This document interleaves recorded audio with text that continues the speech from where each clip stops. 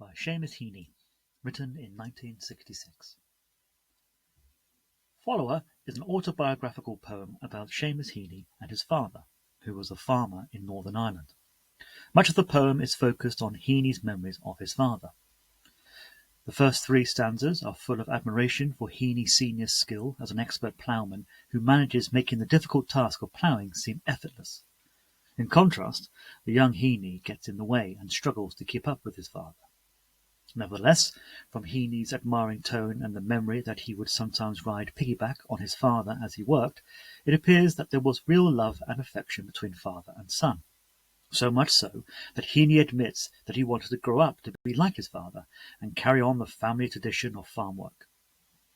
This is one reading of the poem's title, Follower, i.e., being inspired and wishing to follow in someone else's footsteps.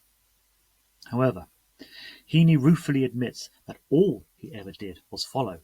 He never took the lead. There's a sense in the penultimate stanza that Heaney feels that he's let the side down, that maybe he's something of a disappointment. This is because he didn't become a farmer himself, but instead moved away to teach and become a poet. As the final couplet in the fifth stanza indicates, Heaney is literally and metaphorically in his father's shadow. Therefore, the poem could be read as an expression of regret. But the final sentence introduces a twist, where the tables are turned. Having spoken about the past, Heaney now brings the poem up to the present moment. Now it is the father in his old age who is stumbling and following his son. It's ambiguous whether Heaney is saddened or irritated by this new state of affairs. On the one hand, Heaney could find his father's apparent neediness or feebleness as a nuisance and a drag on his time and energy. On the other, he might be feeling guilty about rejecting his farming background and cannot keep his father out of his mind. Alternatively, Heaney may be saddened to witness the decline in his father's powers and abilities. The poem is organised into regular four-line stanzas called quatrains, presenting a controlled, carefully crafted poem.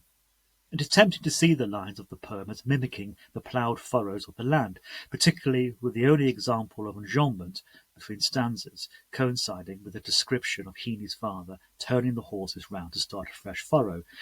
I wouldn't want to push this too far, however. Less controversially, for much of the poem, Heaney's father is presented in his prime, with a combination of his physical strength and skill admiringly described by the son. Note the abrupt full stop after an expert to convey the certainty of Heaney's view.